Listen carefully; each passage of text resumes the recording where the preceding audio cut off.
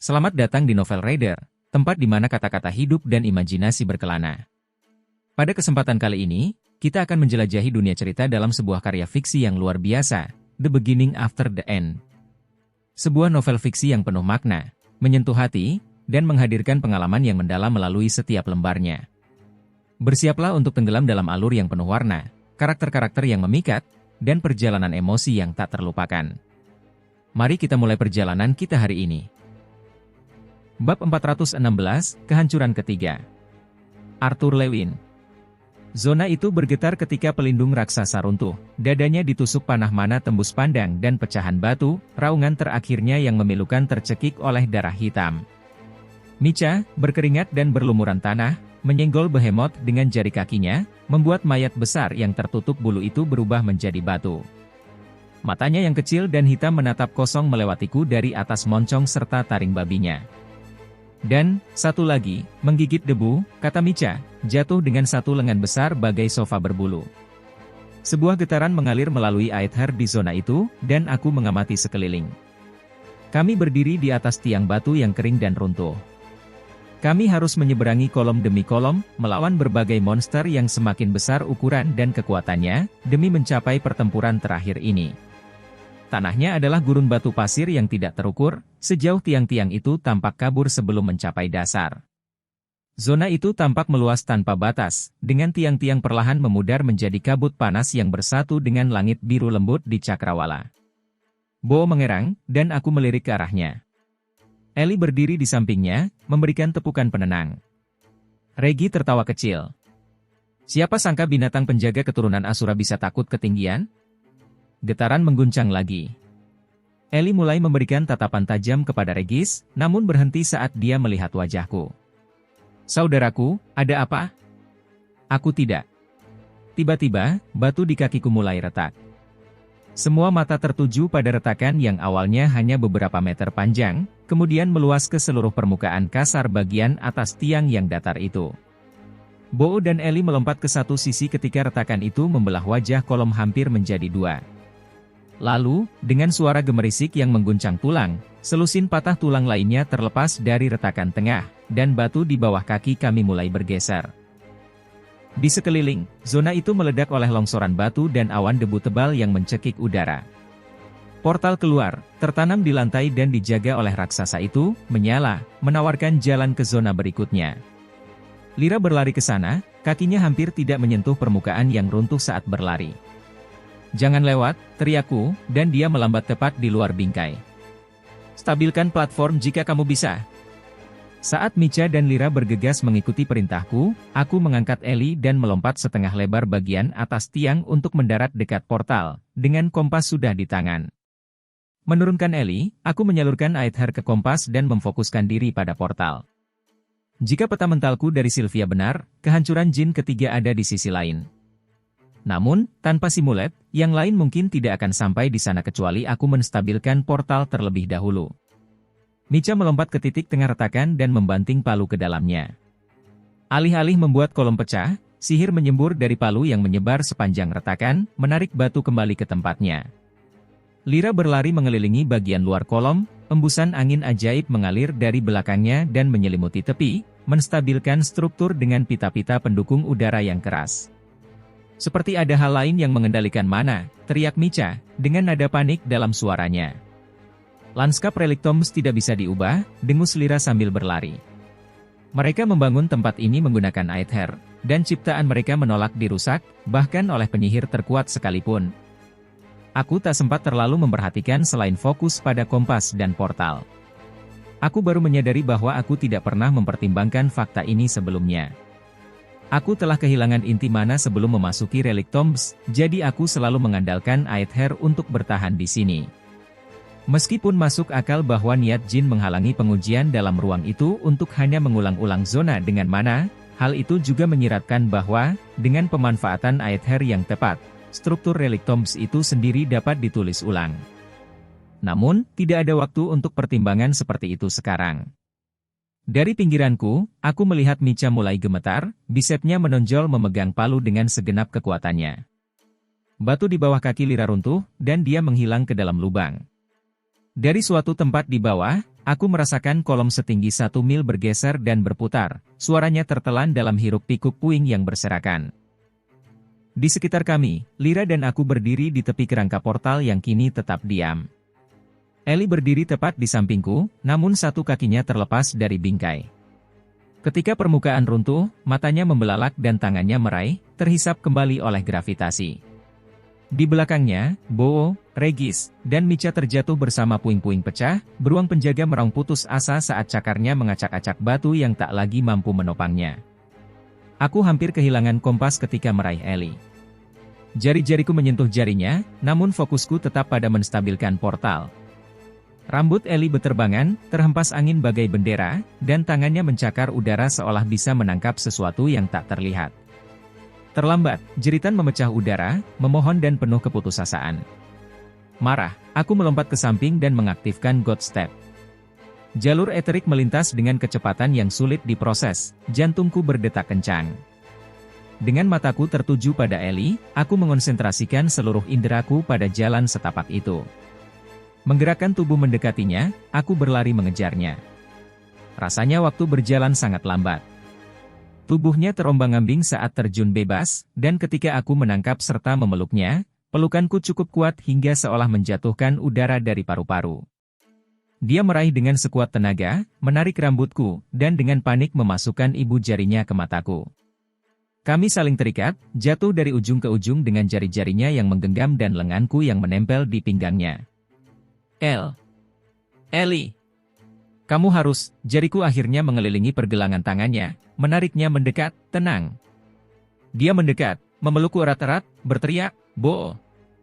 Tak jauh dari sana, tepat 20 kaki di sebelah kanan kami, tubuh besar beruang penjaga berputar dari ujung ke ujung dengan geraman panjang yang rendah dan tidak teratur, membuatnya gemetar hebat. Regis mendekat, hampir lurus ke depan.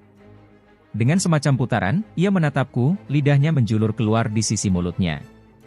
Aku selalu berpikir ingin terjun payung, dan menghindari batu raksasa yang mematikan pasti menambah pengalaman, pikirnya. Wujud serigala bayangannya pun meleleh, menyisakan gumpalan kecil yang mulai melayang kembali ke bingkai portal. Kita harus menyelamatkan Bo, teriak Ellie, suaranya nyaring di telingaku. Kau harus memanggilnya dari atas, teriakku, berusaha mengatasi angin kencang. Alis Ellie berkerut penuh tekad saat ia mengangguk, meski air mata yang tertiup angin mengalir di pipinya. Fokusku kembali ke jalur eterik, mencari cara agar kami kembali ke bingkai portal yang kini berada di ketinggian. Namun, genggaman Ellie makin erat padaku.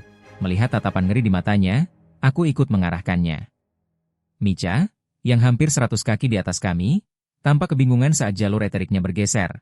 Posisi relatifnya terus berubah. Aku mengutuk dalam hati, berusaha menghitung cara untuk menggapainya dan kembali ke kerangka portal tepat waktu. Saudaraku, pegang aku dengan kuat, teriakku. Ellie mengangkat tangan putihnya yang berpendar, mencengkeram jubahku untuk menstabilkan diri sambil membidik tombak. Baut putih berkabut ditembakkan, hampir tidak menyentuh batu yang runtuh sebelum berhasil mengenai sasarannya. Dengan suntikan mana yang tiba-tiba, Micha terhenti jatuh. Dia ragu sejenak, menatap kami, namun aku menggelengkan kepala. Dia mengangguk, dan terbang kembali ke udara. Aku sempat melihat tanah mendekat dengan cepat, lalu mengalihkan fokusku sepenuhnya ke jalur eterik. Ketika teman-teman tak segera bergabung dalam pikiranku, aku memejamkan mata, merasakan seperti yang diajarkan 3 langkah. Di sana. Dengan Ellie terpeluk, aku melangkah ke Ether. Kami muncul di atas pinggiran batu tipis yang mengelilingi portal bercahaya itu. Teriak Ellie dengan suara nyaring. Dengan letupan samar, bayangan muncul di atas kepala, dan beruang penjaga besar itu jatuh tepat di atasku. Di balik pinggiran bulu, aku melihat sepatu bot Micha mendarat di samping kami. Seru Ellie lagi. Suaranya berubah menjadi isak tangis seolah karena mendekatkan wajahnya ke sisi ikatannya. Berhati-hatilah agar tidak membuat monster lain jatuh dari tepi. Aku melepaskan diri dari pelukan tubuh besar Ellie dan membersihkan diri. Regis menghampiriku sambil menyanyikan lagu, mengabaikan fakta bahwa baru saja banyak teman yang terjatuh.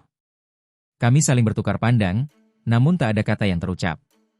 Sekali lagi, aku mengeluarkan kompas dan mulai bekerja untuk menstabilkan portal, agar tak ada yang terkirim sendiri ke tempat lain. Aku mengangguk ketika sudah siap, lalu Lyra masuk, tampak seperti tenggelam dalam kolam air raksa. Micha merapat, meletakkan tangannya ringan di bahu Ellie. Keduanya saling berpandangan dan tersenyum pucat, lalu Micha mengikuti Lyra. Ellie tampak ragu. "Maafkan aku," bisiknya setelah beberapa saat, "aku seharusnya." Aku mengangkat tangan untuk menghentikan permintaan maafnya yang terus-menerus. "Berhentilah merasa perlu meminta maaf untuk segalanya." Melirik ke samping, Ellie menggigil lalu mengangguk. Bo tampak tanpa ragu untuk segera masuk ke portal, dan Ellie mengikutinya dengan tatapan tekad muram. Aku menatap sekeliling zona untuk terakhir kalinya, menerima kehancuran sambil menarik napas dalam-dalam, lalu melangkah ke portal. Di sisi lain, kami mendapati diri kami berada di koridor yang sudah sangat dikenal, terang benderang oleh panel-panel cahaya mengalir di sepanjang dinding atas. Micha, Lyra, Ellie, dan Bo memandang sekeliling. Dengan rasa dejavu, aku menoleh untuk menyaksikan portal yang kami masuki perlahan menghilang. "Yah, ini menakutkan," kata Regis, melangkah dari bayanganku. Aku menggeleng, menyadari dia mengucapkan hal yang persis sama ketika kami menemukan reruntuhan pertama. Lingkungan yang steril dulu membuatku gelisah, namun kini aku tahu apa yang diharapkan. Sesaat kemudian, rune menyala di sepanjang dinding, dan lampu bergeser menjadi warna ungu lembut. Sekali lagi, kekuatan yang tak tertahankan menguasai kami, semuanya. Dan tiba-tiba kelompok kami meluncur melintasi lantai keramik, menuju gerbang kristal hitam besar.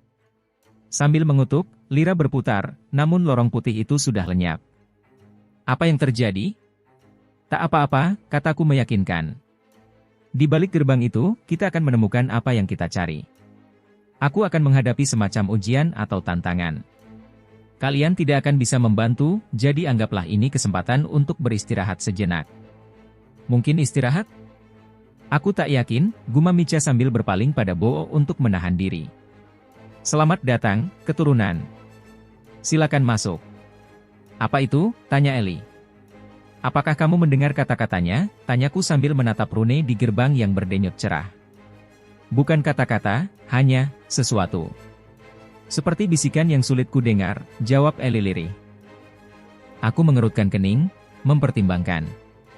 Masuk akal jika Ellie bisa mendengar pesan itu pula, karena dia keturunan jin, namun tanpa wawasan tentang Aether, mungkin relik Toms memperlakukannya berbeda. Lebih baik aku memusatkan diri, seperti saran Regis. Aku tak ingin ada yang terjebak di sisi pintu yang salah. Regis melayang ke tubuhku, bentuknya yang kabur menetap dekat inti pikiranku. "Bangunkan aku jika sesuatu menarik terjadi." Bagian selanjutnya ini bisa agak trippy, kataku seraya menyapukan jari-jari ke permukaan gerbang kristal yang halus. Jari-jariku menembusnya. Kristal berdering ringan, melengkung dari sentuhanku, memberi ruang bagi jalanku. Mengambil nafas dalam, aku melangkah ke dalam permukaan padat itu, kulitku kesemutan karena belayan hangat aneh kristal hitam yang menyelimuti. Semua menjadi gelap sesaat, bagai aku berjalan di dasar lautan yang hangat, kemudian selubung kristal terbuka kembali. Kali ini, pola geometris yang muncul mengingatkanku pada yang kulihat pada batu kunci saat mempelajari Arwaes Requiem. Sesuatu tentang sihir itu terasa serupa, meskipun masih di luar jangkauanku untuk benar-benar memahami maknanya.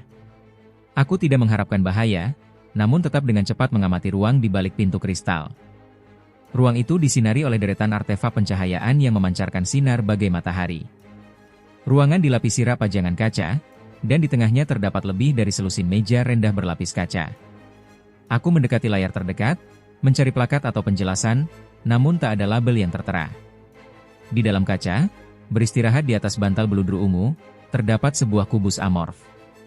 Suasana berubah ketika di belakangku, kristal hitam perlahan membuka lipatan, memberi ruang bagi Lyra Dreide untuk masuk, sebelum penampakan itu kembali menghilang. Dengan mata terbelalak, Lyra menatap sekeliling, mulutnya ternganga. Apakah ini semacam museum? Aku berjalan perlahan menyusuri lorong di antara dua baris meja pajangan, memeriksa setiap artefak. Sesuatu seperti itu. Namun, aku belum mengenali artefak-artefak ini. Tak lama kemudian, bisikan halus terdengar dari pintu kristal, dan Ellie melangkah masuk, diikuti segera oleh Bo. "Woa, ini luar biasa," gumamnya, sambil melompat kegirangan. Meski tubuh Bo yang besar menyulitkannya bergerak tanpa menabrak sesuatu, pajangan di sekitarnya tetap kokoh. Micha tiba beberapa detik kemudian. Setelah sesaat melihat sekeliling, ia mengangkat bahu. Jadi, ujian besar ini berlangsung di museum tua yang berdebu? Bukankah itu aneh? Aku masih merasa aneh. Aku tak sempat menanggapi sebelum melihat sesuatu yang kukenal. Di dinding seberang tempat kemunculanku yang pertama, salah satu rak menampung 3 bola identik. Aku menggesek kompas di tepi kaca depan dengan hati-hati, mencoba menggesernya atau membukanya, namun tak ada respon. Aku juga tak melihat cara untuk membukanya, komentar Lira sambil menyentuh tepi bawah meja. Kita bisa mencoba menghancurkannya. Namun, isi museum ini. Aku mengepalkan tinjuku dan memukul bagian depan kaca dengan keras, berusaha merobeknya bagai baja. Alih-alih hancur, kepalaku melewati permukaan, hingga gambar itu bergoyang samar sebelum kembali mengeras. Dengan hati-hati, aku menekan jari telunjuk ke sana, terasa padat. Ketika Caira dan aku mencapai kehancuran jin kedua, tempat itu telah runtuh. Aula depan dan perpustakaan di sisi lain bergabung, seolah-olah tak nyata. Museum ini adalah representasi visual dari tempat yang tak benar-benar ada. Ini lebih seperti, aku terdiam, mencari metafora yang tepat. Seperti gambar yang dibuat nyata, jawab Ellie, dengan tatapan ingin tahu sambil menatap batang berukir dari logam tumpul, sekitar 1,5 kaki panjangnya. Ya, seperti itu. Bahkan zona relik tombs yang telah kami lewati diatur ulang setelah keberangkatan kami. Namun, ruangan ini hanyalah pengalih perhatian. Ini pasti berhasil, ujar Lira penuh kekaguman, mendekati salah satu pajangan. Aku menjulurkan badan untuk melihat apa yang dilihatnya, dan tiba-tiba merasakan sentakan pengenalan pada segenggam kristal bertumpuk segi yang diletakkan di atas bantal beludru. Wajah jin terproyeksi di setiap sisinya, dengan ekspresi tegas namun sedih. Dengan memasukkan ether ke dalam rune penyimpanan ekstra dimensi, aku memanggil kristal yang cocok, yang pernah kutangkap dari reruntuhan kedua dan sempat terlupakan. Saat kristal itu muncul di tanganku, Lira segera meraihnya, kemudian menahan diri dan perlahan menurunkan tangan. Matanya kembali tertuju pada kumpulan kristal jin yang tersimpan di bawah layar kaca, jelas terlihat kebingungannya. Ini semacam buku. Atau jurnal, kataku, menjawab pertanyaan yang tak terucap. Atau setidaknya, itu kesan yang kudapat sebelumnya. Aku membawanya untuk sementara waktu. Apa yang dikatakan? Tanya Lira, hampir penuh penghormatan. Aku tak yakin, aku jujur. Aku belum pernah mendengarkan pesan penciptanya. Ellie mendekat, mencondongkan tubuh untuk melihat lebih jelas. Jadi kamu bisa saja berkeliaran dengan rahasia sihir kuno di sakumu tanpa menyadarinya. Alisnya terangkat, lalu ia menggeleng. Aku sangat meragukan itu, jawabku, meski kata-kata Ellie membuatku gelisah. Aku memang pernah mengambil kristal dari perpustakaan yang runtuh, tumpang tindih dengan reruntuhan kedua, karena iseng, dan merasa bersalah saat itu. Namun, setelahnya fokusku sepenuhnya tertuju pada batu kunci, sehingga aku tak lagi memikirkan kristal itu. Maukah kamu mengaktifkannya agar kita semua bisa merasakannya? Pinta Lira. Aku belum pernah mendengar tentang gudang pengetahuan penyihir kuno seperti itu, dan aku sangat ingin tahu apa pesan yang tersimpan di dalamnya. Aku membalik kristal di tangan, mempertimbangkannya, lalu mengembalikannya ke dalam rune dimensi. Lira tampak kecewa, menatap tanganku yang kini kosong, tapi aku mengabaikannya. Sesuatu berjalan salah. Sebelumnya, bahkan di perpustakaan reruntuhan kedua, aku hanya perlu mengaktifkan Aether untuk mengakses area tersembunyi. Namun, aku baru saja menggunakan Aether 2 kali untuk mengakses penyimpanan dimensi. Micha menyatakan sesuatu, mungkin bertanya, namun aku tak mencatat. Dengan mengangkat tangan, aku menyalurkan Aether, melepaskan semburan energi tak berbentuk yang menyala sebagai cahaya ungu. Sekali lagi, tidak terjadi apa-apa. Lebih sengaja, aku mengulurkan tangan ke lantai, lalu mendorong dengan Aether. Tak ada perubahan. Aku mengetuk-ngetukkan jariku ke lantai, sambil mengenang kata-kata Lira tentang kolom yang runtuh. Aku penasaran. Aku kemudian mengilhami Godrune Realmheart. Anehnya, partikel mana yang biasanya selaras dengan ruang, bumi menempel pada lantai dan dinding, udara melayang di atmosfer, tak tampak sama di sini. Jejak mana atribut air dan api pun hanya tersisa samar. Sepertinya aku sedang menyaksikan gambar kedua yang terlapis di balik gambar yang terlihat, sebuah kumpulan titik-titik yang secara longgar menguraikan fitur ruang lain. Karena mana itu terikat pada realitas ruangan, reruntuhan, alas, cincin, seperti pada dua runtuhan sebelumnya. Aku kembali mempertimbangkan kata-kata Lyra. Seorang penyihir yang memanipulasi mana mungkin berjuang mengubah karakteristik fisik relik tombs, tetapi pasti ada cara untuk menembus tirai antara museum dan reruntuhan di baliknya. Aether mulai memancar dari dalam diriku, mengisi ruangan dengan cahaya ungu. Secara mental, aku meraih jalinan tak terlihat, tempat di mana ilusi dan realitas bertemu. Rasanya seperti meraba celah di balik pintu tersembunyi, tempat di mana dua bagian yang terpisah tak sepenuhnya sejajar. Jari-jariku yang mencengkeram Aether menyentuh ujung bergerigi, dan seluruh ruangan bergoyang masuk dan keluar dari fokus. Micha mengerang, matanya mengikuti dengan susah payah. Ingatkan aku pada saat aku mencoba mengalahkan Alfred dalam kontes minum, Apakah kamu sengaja membuat kami semua sakit? Aku harus menelusuri kembali ke tempat yang pernah kudatangi sebelum akhirnya menemukan ujungnya lagi. Begitu menyentuhnya, kekaburan statis menggoyang ruangan, membuat mataku juling. Bo mendengus gelisah, dan Ellie mengeluarkan suara lirih untuk menenangkan.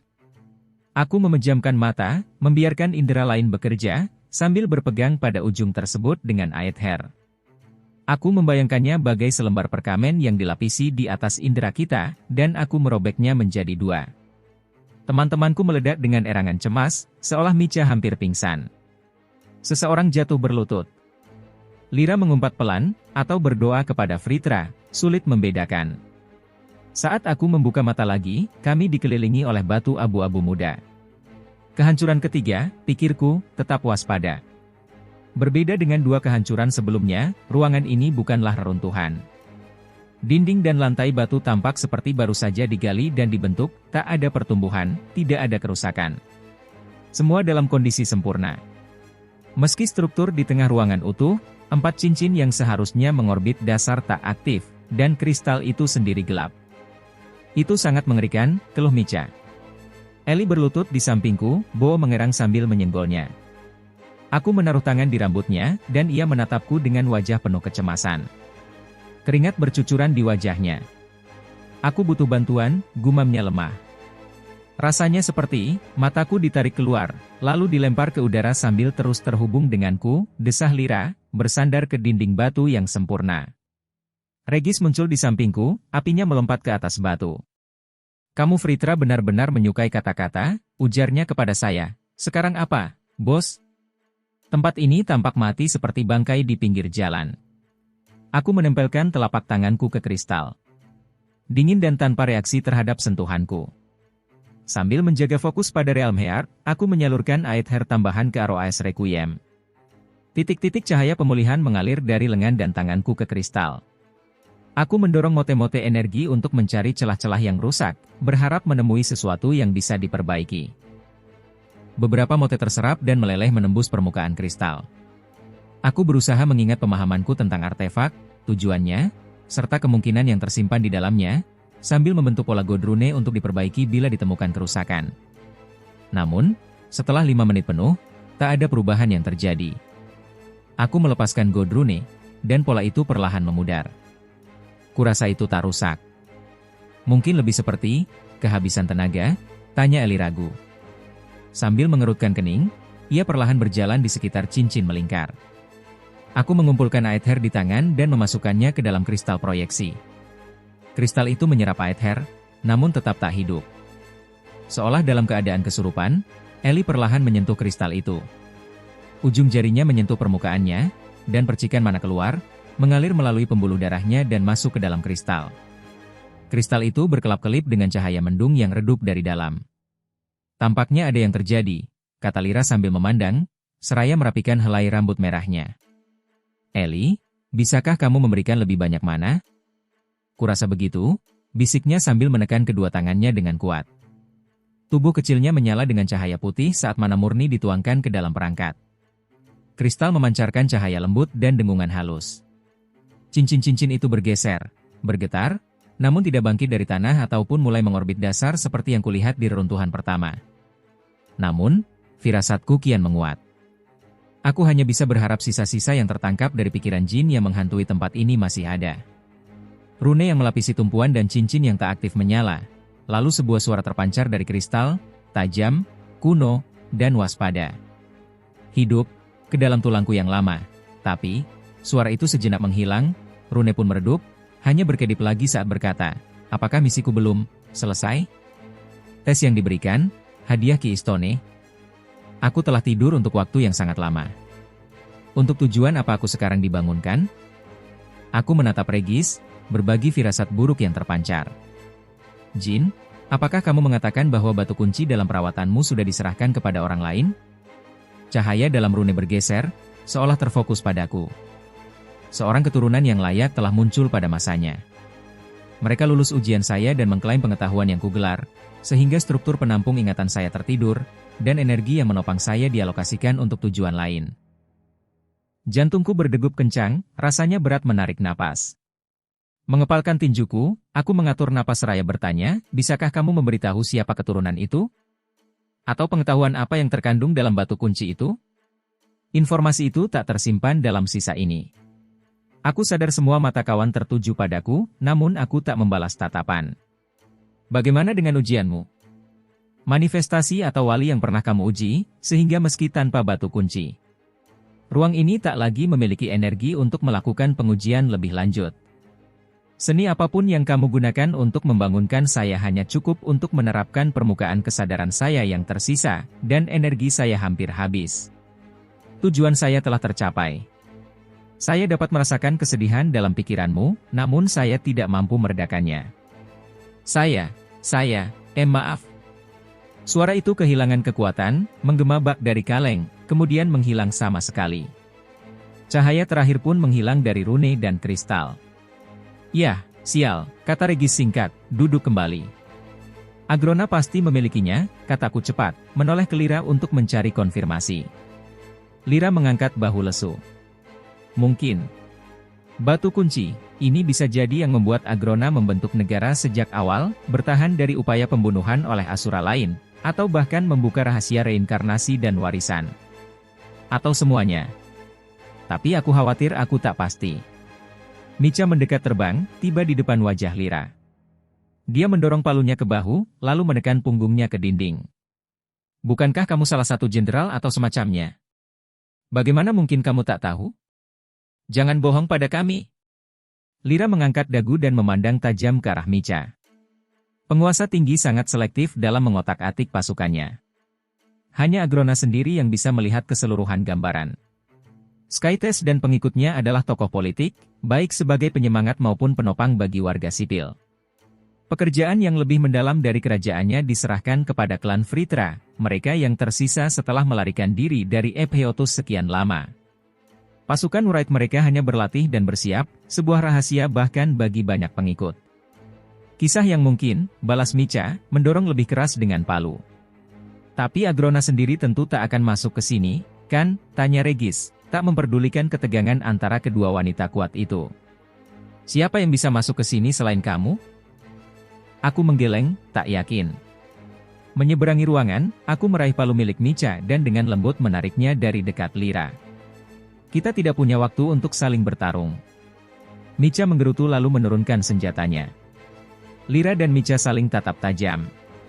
Eli, sambil memainkan ujung kemejanya, bertanya cemas, jadi, apa yang kita lakukan? Kita masih harus menemukan satu reruntuhan lagi, kataku tegas. Ayo, sekarang. Dan itulah akhir dari pembahasan novel The Beginning After the End. Semoga kalian menikmati setiap kalimat dari alur cerita yang disampaikan. Jika kalian tertarik dengan kelanjutan cerita ini, jangan lupa untuk mengikuti channel ini dengan cara mensubscribe agar tidak ketinggalan setiap video pembahasan terbaru. Terima kasih sudah menyimak dan sampai jumpa di video-video selanjutnya di mana cerita menarik lainnya akan menemani kalian.